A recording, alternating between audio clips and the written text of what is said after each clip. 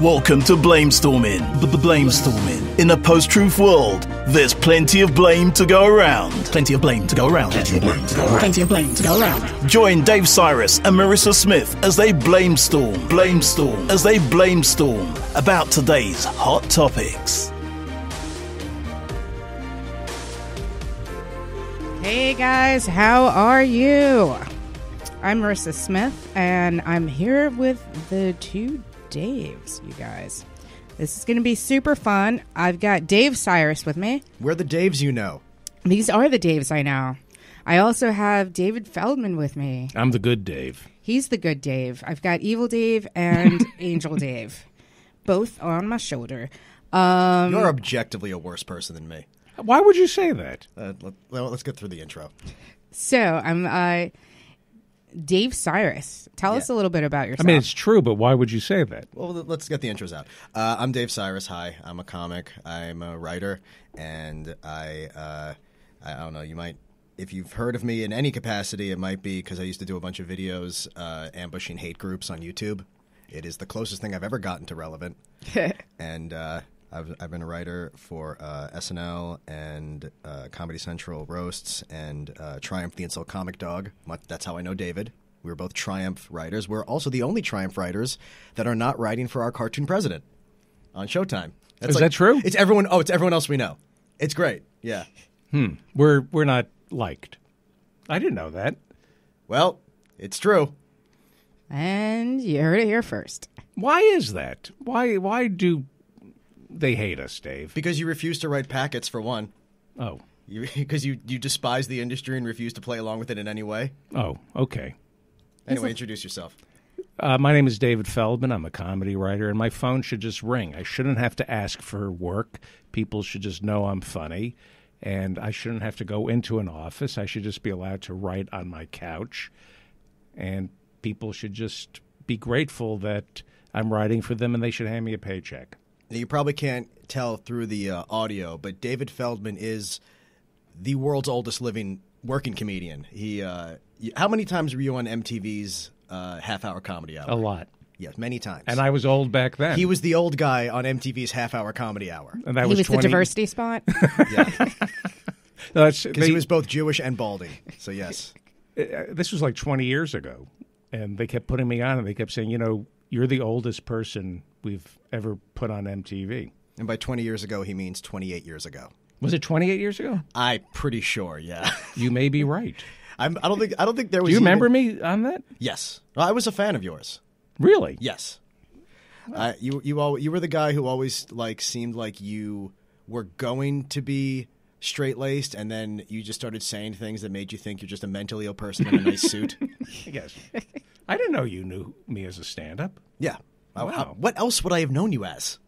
I recognized you when I met you. What possible reason could I have known? You've never had a real acting job.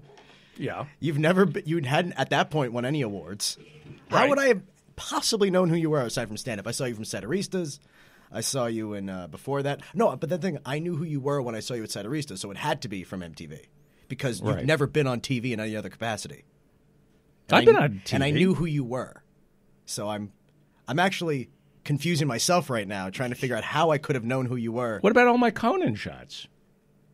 I guess. I didn't watch Conan. I mostly only watched the first 15 minutes of Conan. What about on Cops, when my wife had me arrested several times? Oh, so that was you. Well, yes. I like to take my shirt off and have my face digitized. Oh, Yes. I thought that was the bath salts, but... He was the only person. He was the only person on Cops where the digitization actually reached his hair plugs. It was the whole head. Not because they had to. Oh yeah, because otherwise everyone would know your identity. Yes. Bath salts. Yes. Yes, bath salts. So I feel like this is going to get confusing. Like, should I call you Dave 1, Dave 2? How do you guys I'm normally Dave, do this? And he's David. Okay, so David. Because I grew up. How about Jewish Dave and Jewish Dave? Yeah, this is not getting easier. I always go by Dave, and my professional name is Dave Sirus because as a kid, my uncle's boyfriends were always named David. Okay. Every time his name was David, and it taught me as a young child that if your name is David, you're David if you're gay and Dave if you're straight. Okay. And actually that is actually kind of hard and fast rule. You can call me Dr. Feldman. Okay. because I'm considered the joke dentist in a writing room. Okay. There's, there All are the fillings? joke doctors. I'm the joke dentist. Okay.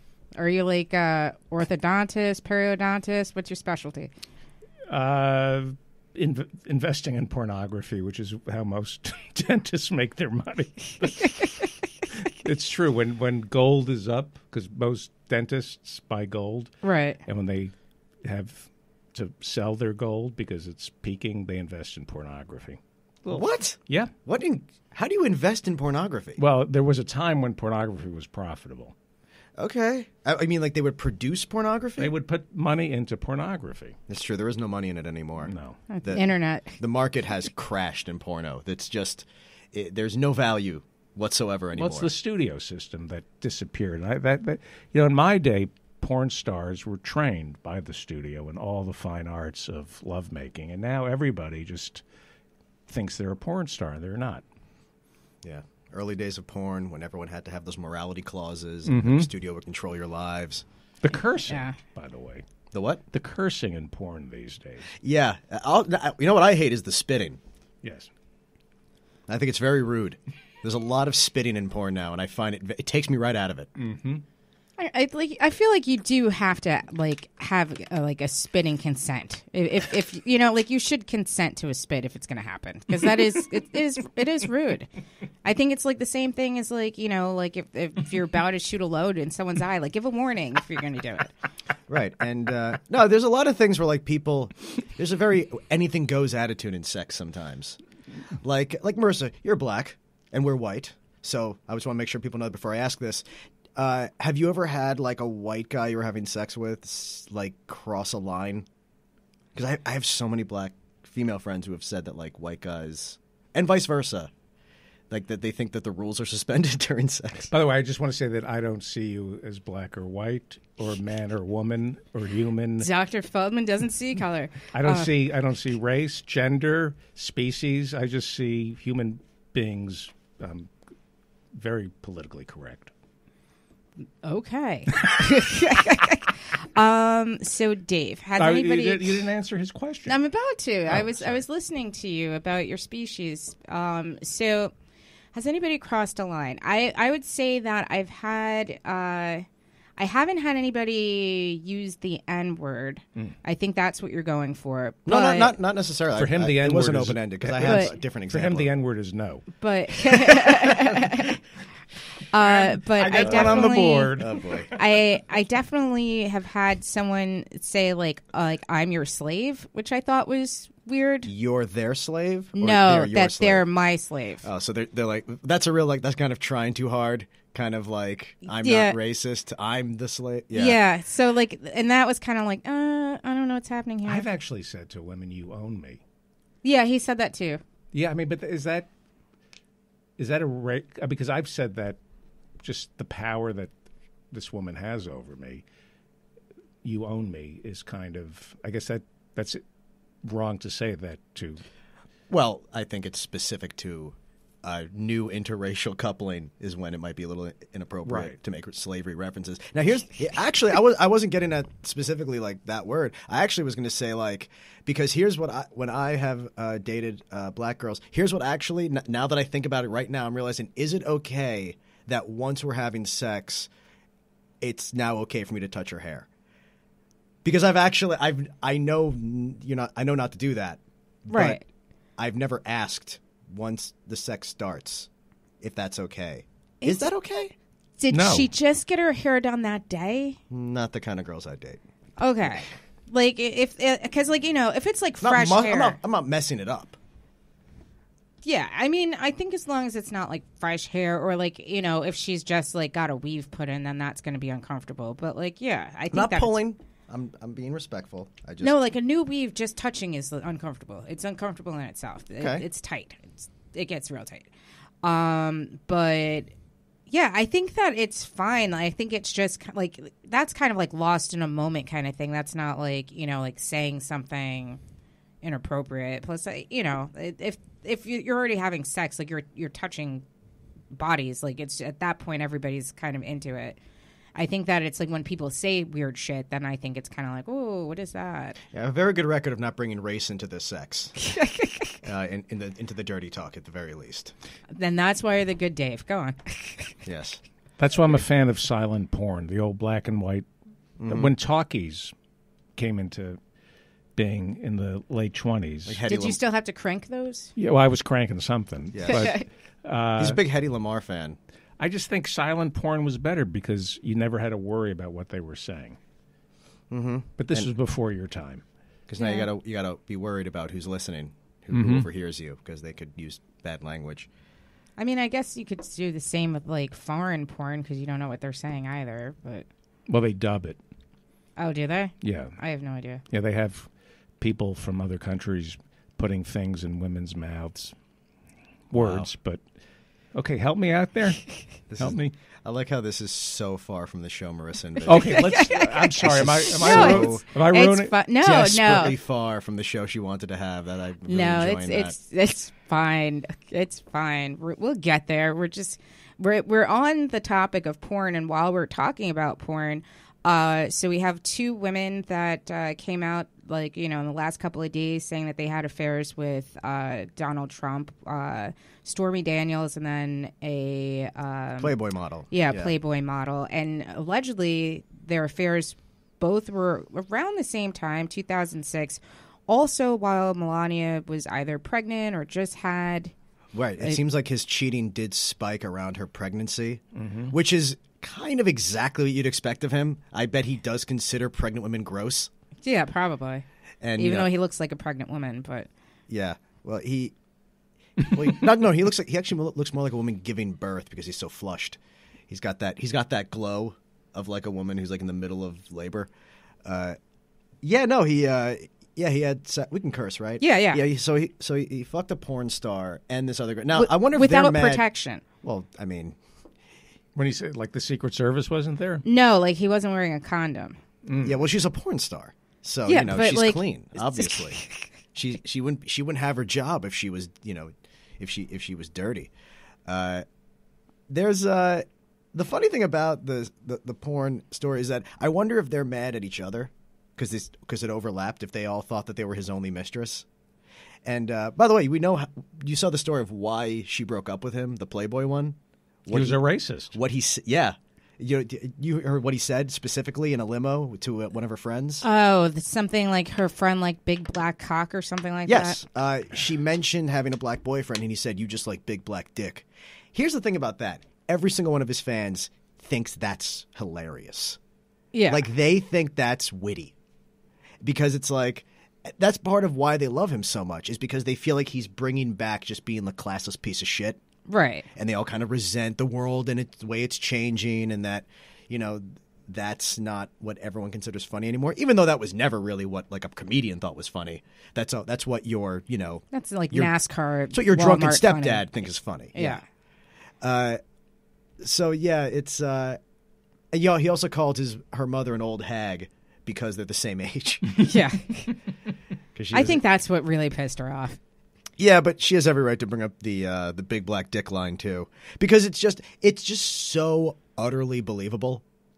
Yeah, but I also don't believe that she's going to be that offended by that herself. Well, we don't know. No, it's an offensive thing to say to your friend's face. It's one thing to say it like in mixed company. It's another thing to say to the face of the person who's dating that man. It's so dehumanizing to say that eye to eye. It's a shitty joke, but when you're in front, he's the kind of person who, like, he will say things that other people might say in private, but he'll say it to your face and make it not fun. Make it not there's nothing tongue-in-cheek about it to him. Right. People think it's funny because it sounds tongue-in-cheek, and it's not. He actually feels this way. He actually does believe that the only reason a white woman would date a black man is because she has a giant penis fetish. Right. So I think the thing with Trump is, and this culture is, when you hear it for the first time, you go, or I do, I go, well, that's not that horrible. But everything with Trump, well, it's not that horrible. And then you say, well, would you allow your children to say that? Would you say it? And then you begin to, oh, no. But they've worn me down to the point where I'm just saying, it's not the worst thing in the world. But when you add it all up, this is the worst thing in the world. And this is a man who, by the way, grabs women by the pussy. Mm-hmm.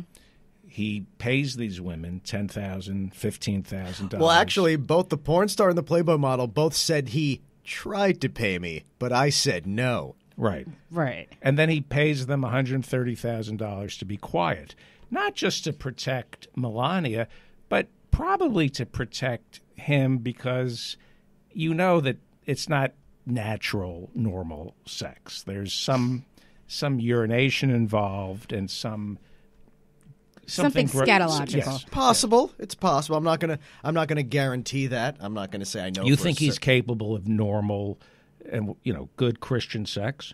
Well, the fact that he's cheating might be the part that makes it worth it for him.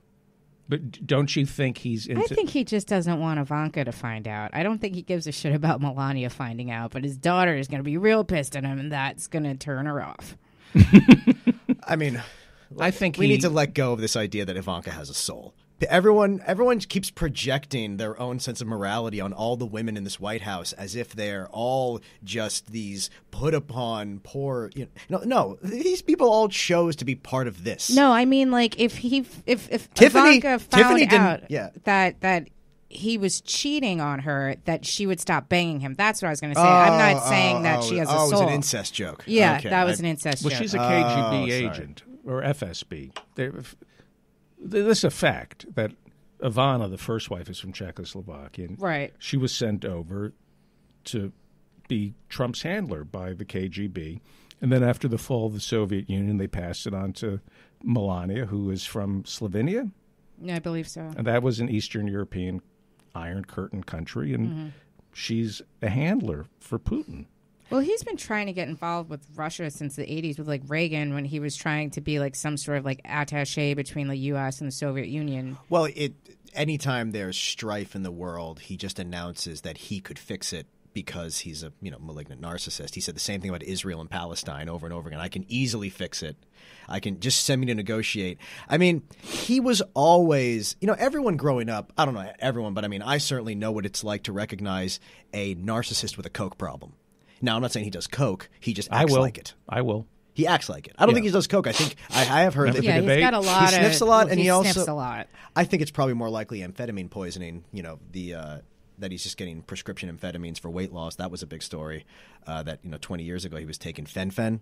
Oh, okay, yeah. And he does act like someone with amphetamine poisoning because if you look at the symptoms of it, it's lack of focus, lack of sleep, paranoia, grandiosity. Sounds like a cokehead. It lines up a lot. I mean, well, they're the same. They work the same in the brain. I'm not, like I said, He has a brain? I doubt that it's straight up cocaine. I don't think that the president is. Not that I put it past him. I find it a little harder to believe that the president is scoring coke every day at the White House because otherwise he never would have fired Bannon. That's true because Bannon would be the one. Bannon would definitely have been the guy to get it for him. Right. So that I'm going to say just I don't know. Hope Hicks looks like she's a resourceful gal. I think she could get a baggie or two, an 8-ball when he needs one. I don't know. I think, and Bannon, I feel like he would have had a heart attack by now if he was like rolling in the coke. Like that's what they say. I mean, don't forget he's also 36 years old, so he doesn't look great for his age. Bannon? Yeah, isn't he? No. I thought I was 3 years older than Steve Bannon. You're thinking of Kushner. No, I was thinking of Steve Bannon. No, Steve Bannon it was a joke. He just looks like garbage. But also, he looks like garbage defecated more garbage. Some people are just able to survive it longer than others.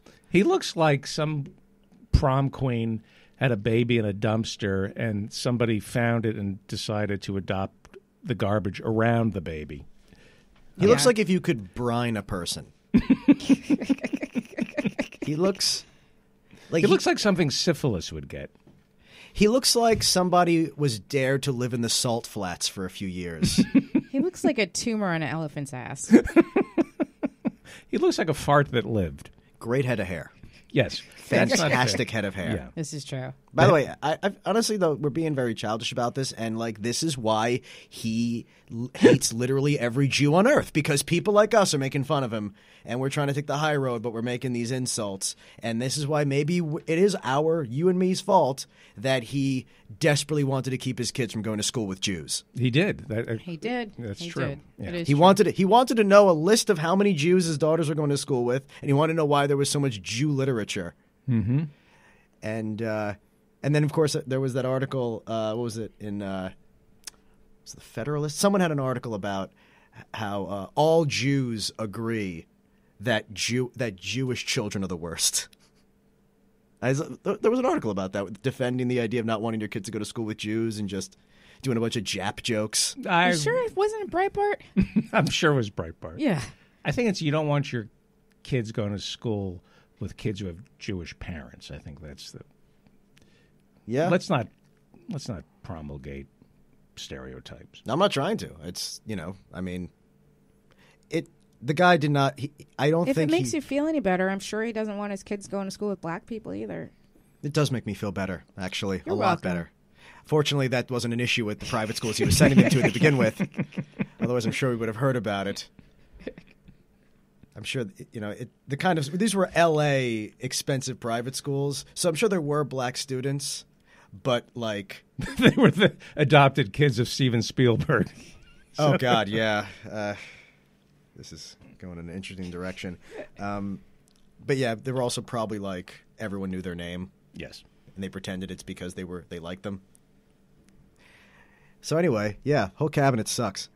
Yeah, it does. It really does. So Especially, I'm going to go back to the Hope Hicks business. And so, like, I guess, like, her boo just got fired. Porter, right? Yeah. Rob Porter was, of course, fired for revelations that he beat his wife, and they were ignoring that. The FBI told them last year, over like 7 months ago, that he beat his wife, and they didn't do anything about it because they said, we were still investigating. That Right. was the White House's line. They said, well, our investigation wasn't over. Yeah, the investigation was, well, did she burn the dinner or not? And it was, yes, they wanted evidence. And that investigation would have wrapped up shortly after Trump was no longer in office. It Yeah. would be, the reason the shooter in Florida slipped through the cracks and the FBI didn't investigate is they were so busy trying to get security clearance for all these wife beaters in the Oval Office. That's what Trump won't talk about. Right. He talks about the Russian investigation clogging the wheels. Look, the FBI can only do one thing at a time, obviously. Yeah. So There's only 5 agents. By the way, has anyone tried using this in a trial yet? I'm being serious about this. From this point onward, why isn't every person up on federal charges saying that the FBI is a fake organization that's just trying to, grind axes? Like, why isn't every single person on federal charges using the same argument that the FBI cannot be trusted? Well, And why isn't but- Trump but- considering just releasing every single person convicted in federal court? Well, the thing is, when he goes to trial, if he ever does, he won't be able to use that defense. This is all propaganda. This is not like legal reasoning. It's also not the first time the FBI wasn't trusted. I mean, the FBI wasn't trusted in, like, the 60s during, like, the civil rights movement, and they had, like, all sorts of dossiers, and... You could trust them to kill Fred Hampton. Nothing. Well, we're talking about. We're talking about the tail end of Hoover, right? Right. We're certainly not, defending the way Hoover ran that organization, but at the same time, it's like it's the same exact argument as every guy who is arrested for assaulting someone bringing up Eric Garner. Like you cannot say that because that cop was evil, because that cop did something wrong, that you are innocent, because we can't not have law enforcement. Right. No matter how bad people are at it, you have to still have law enforcement. And as bad as J. Edgar Hoover was, he took responsibility. And looked mighty fine in a dress. I was going to say, you knew who wore the dress in that organization. There was Nice. He was a good, wholesome Christian. Him and Clyde Tolson, they shared a bed, but yes, I defend the FBI. I wonder right which now. one was the bottom. Oh, had to be Hoover, because I mean he was that. You got to figure. You know why he was called Hoover? Nice, very good. Because he. You don't have to finish it. Everyone knows where this is going. Vacuum, we get it. Yes, because he Sucked a cock.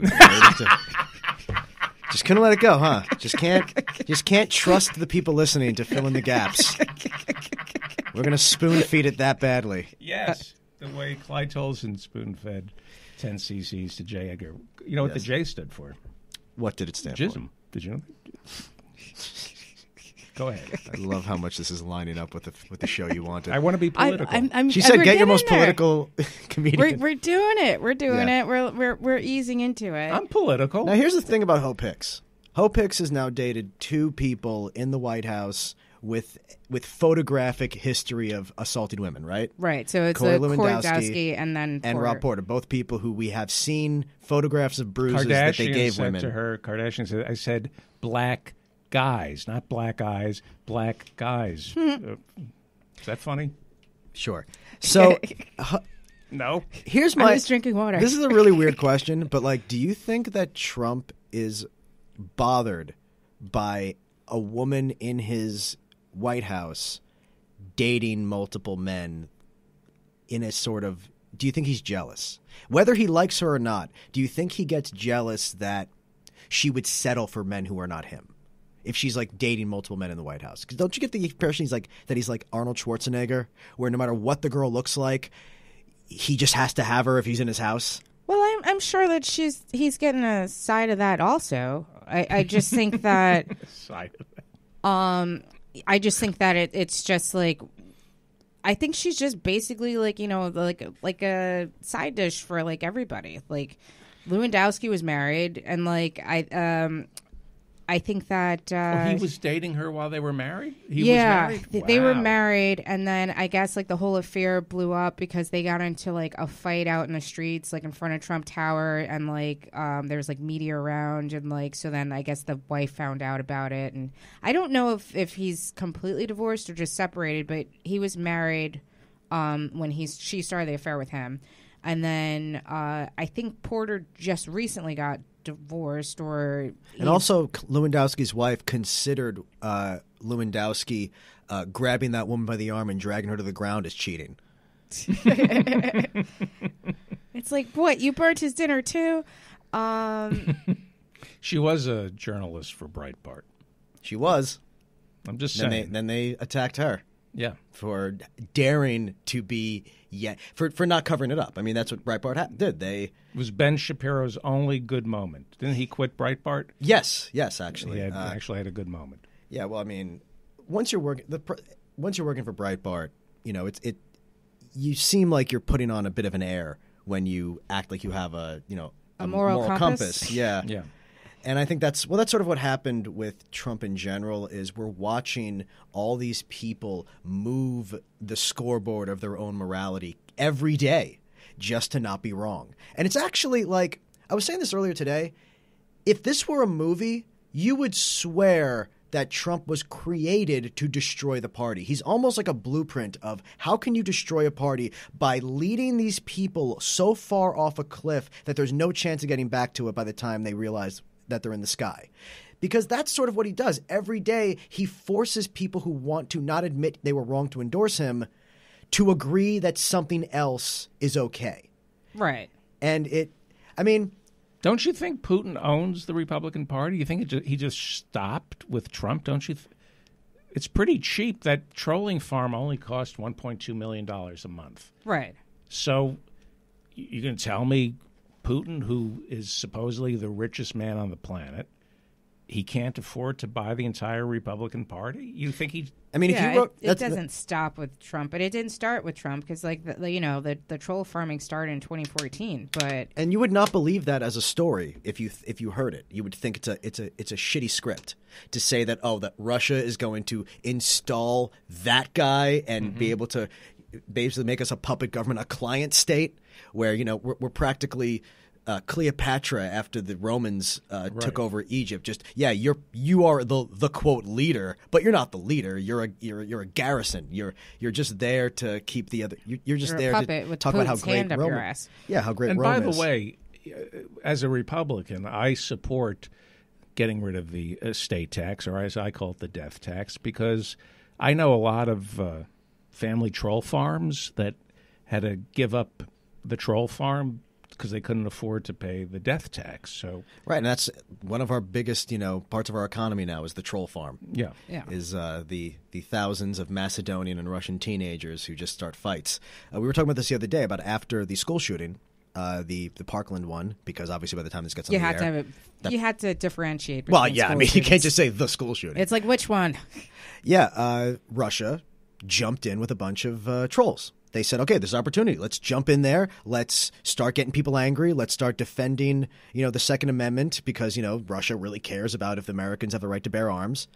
And, I mean, it's just one of those things that's one of those things, that's the goalpost of your morality. If you're okay with that, that means what is the Republican Party going to criticize people for doing later?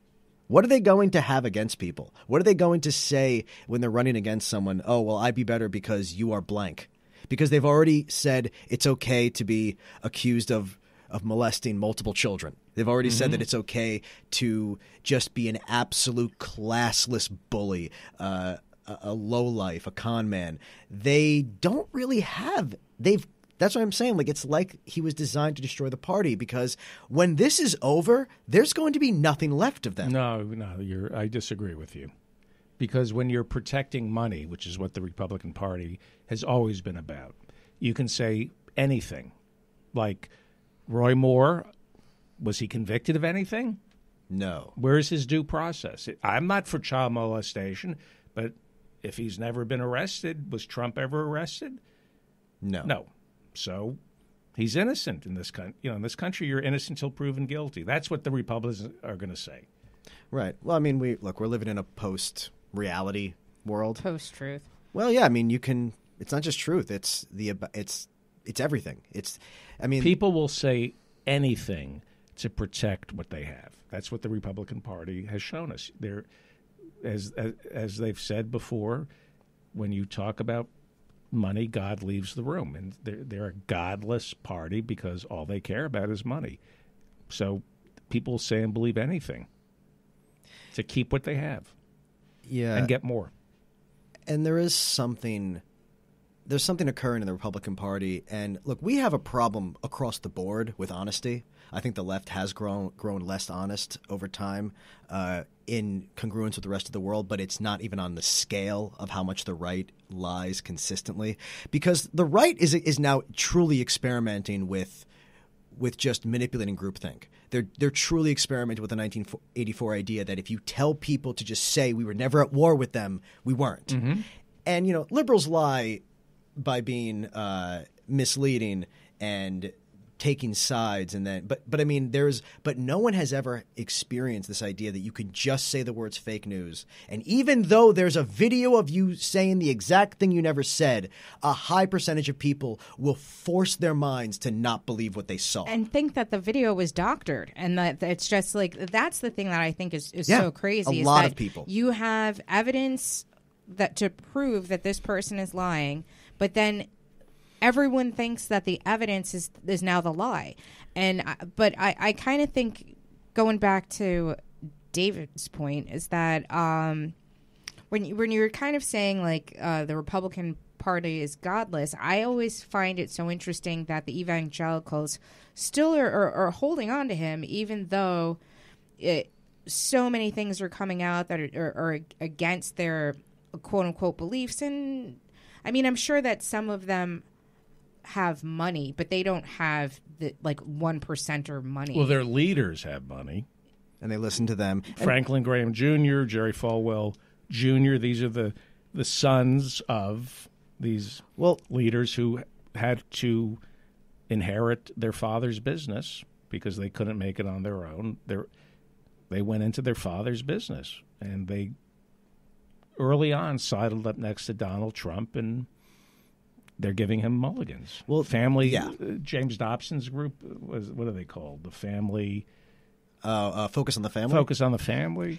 Well, the evangelicals that are giving Trump carte blanche and just saying that their morality that they apply to every other politician doesn't apply to him, those are the evangelicals that it was always just about the authoritarianism. It was never about any of the things Jesus said. These are Old Testament evangelicals. They just wanted a daddy to tell them what to do and to let them take their hands off the wheel of life. And because it's very comforting to be told the world is significantly simpler than you think it is.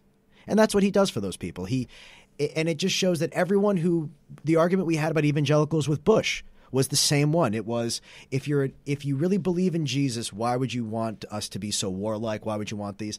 And the criticism – I mean, every criticism of the Republican Party of the hypocrisy is something that exploded under Trump. I mean, there was a line in SNL during the primaries that one of the jokes that I got into one of the primary sketches was I think it was maybe Ted Cruz saying what Donald Trump is doing is wrong. The Republican Party does not say racist things. We imply them over decades of policy and racism. Yeah. And it's like, yeah, he was blowing up their spot. Yeah. I mean, everyone's made the point that he is the monster that grew out of the pile of shit they were throwing. That because they thought that, you know, it's like the first, like when a new religion exists, the people who created it obviously knew it was fake. But then when you start having leaders that actually believe it, that's the second wave, and that's what Trump is. Trump is someone who actually believed all the propaganda that they said, oh, these are just things we need to say to manipulate certain people because it's for their best interest. Now, those Republicans, they truly believe it's in their best interest. They do believe they're doing something right for the people because they believe, well, we lie because we have to win. And if we don't win, then everyone's going to die. So everything we do is okay because we're saving the world from, you know, the you-know-whats of the world because they believe that we're going to be in chaos. And they hate the idea of losing. That's why they're willing to just go along with whatever. Because at the end of the day, you know, I'm surprised Trump has never said this quote, but it's the quote from Hitler of when it doesn't matter what you do in an election. Because if you lose, it doesn't matter what you did. No one cares. And if you win, there's no one to answer to. And that's sort of the kind of scorched earth policies they're going with now, is whatever we do is worth it. Now, I'm not here to say that Donald Trump is like Hitler, because that's just a hacky thing to say. And Hitler knew something. He had taste when it came to architecture. Yeah, that's one of the differences. But at the same time, I've had, when you make references to Trump, I don't tend to call him Hitler, but he is a fascist. He does believe in fascism. I've had people say, Baby Mussolini? Yeah. Yeah, he's very close to Mussolini, much more. Mussolini had more hair. Yeah. But the kind of argument where you call him, you say, well, you can't make references to that. You say, well, why have you been telling my whole life never again? Why as a Jew have I heard never again if when we see evidence of it, we ignore it? And the person said, they're like, well, you can't compare what he's doing to marching people into ovens. And I said, when you said never again, did you mean wait until the people are actually in the ovens? Is that how far we're supposed to? We have to wait till it's already happened? Oh, I think Godwin's law, which says you lost the argument when you compare somebody to Hitler, that law has been it stipulates repealed. It stipulates that no one could possibly be Hitler. All these arguments that they use against criticizing Trump are all arguments that mean at their base there is no such thing as right and wrong. When they say that, well, you're partisan, you're liberal, this is the way people talk about their president, what you're saying is it's impossible for a president to deserve criticism because everything ends up being – it's just relativism. It's clinging to relativism. You mention anything about Trump and they just bring up Hillary as if – I've never in my life heard the person who lost an election brought up every fucking day by the person who won it. It doesn't exist. It's something that they're just okay with. No one remembers second place. How often did Barack Obama bring up John McCain? Like, never. Or George W. Bush, who really gave him a shit sandwich to deal with when he took over. Two wars and a depression. Yeah, and the argument they'll have then is, oh, well, look at all the money Obama spent. Yeah, why is that? You're comparing money he spent in the middle of a gigantic depression to money that Trump spent when he inherited an amazing economy because a guy who's his one thing he's supposed to be good at is understanding financial matters doesn't understand why you don't try to have a stimulus during an economic upturn. He doesn't even understand the concept of overheating an economy, which, is going to backfire. And Are you talking about the infrastructure bill? Yeah. I'm saying that in general, the amount the of money. Stimulus, like with the tax cuts and all of tax that. cuts, all the money that he's trying to pump into the economy. Tax cuts are not stimulus. I mean, but that's what they're calling them. That's what they're calling but it. It's a lie. Tax of cuts course. do not stimulate. Reagan proved that they don't do anything for the economy. It's like a little bump. And Kennedy's tax cuts didn't go into effect until Johnson was president. They always say, well, Kennedy gave us a tax cut. Yeah, it went into effect under Johnson, and Johnson blew up the economy with... Anyway, go ahead. Well, the only reason Johnson gets credit for that is because Ted Cruz's father... killed Kennedy. Right. Killed Kennedy, yeah. I don't know. And it is crazy, but, like, we're talking about a president that said that there were good people that are Nazis, but... Well, he doesn't consider them Nazis. And actually, he said, who even knows what the KKK believes in anymore? Because... They believe in him. Well, there's two major reasons why he needs to defend the KKK. One, doesn't want to lose their votes. And two, his fucking father was in the KKK. It's not. Right. That's not a theory. That's not slander. He was in 2 newspapers getting arrested in full Klan gear. Was he in Klan gear? One newspaper listed him as the people getting arrested, and the other newspaper said only costumed Klan members were arrested. Okay. At the same event. They had his name and his address. And this was actually in New York City, like yes. Or in Madison Square Garden, or the old Madison Square Garden. It was marching against Italians and the Irish, because that's how long ago we're talking. This is pre-civil rights era. This is the father or the grandfather? The father. The father, Fred. Fred Phelps marched against... Fred Trump. I said Fred Phelps. That's funny. Fred Trump marched against Irish and Italian Catholics. Now, people have said, well, what if he was there fighting the KKK? Well, one article said they only arrested KKK. And also, you expect me to believe that a German Protestant was on the other side of this, that he was getting protested. And let's not forget, it's not like Fred Trump has a great record with racism either. He's in 2 Woody Guthrie songs about not letting black people live in his neighborhood. Right. Woody Guthrie called him by his name. There was a song that is a sitcom joke. I think it was in a sitcom before it happened. I think I can't remember which one, but I'm dying to remember there was a God, I wish I could remember what show it was, but there was a joke exactly like that about like, oh yeah, he's so racist. In fact, his father was in folk songs about how much he hated black people. I think it was Arrested Development. I can't remember, but the point is, Trump worships his father because his mother didn't love him, according to all the articles I read, and defending the KKK is defending that his father was perfect. Well, he does not have a face a mother could love. Well, he was cute back in the day. That's all relative. He was handsome. He was hey, look. What did I say about the liberals lying too? We are not going to get anywhere until you can sit here and acknowledge that Donald Trump as a young man was extremely fuckable. We have to live in the truth. You can fuck him if you want to, Dave. You're telling me. Have you seen him as a young man? He was a very, very handsome piece of shit.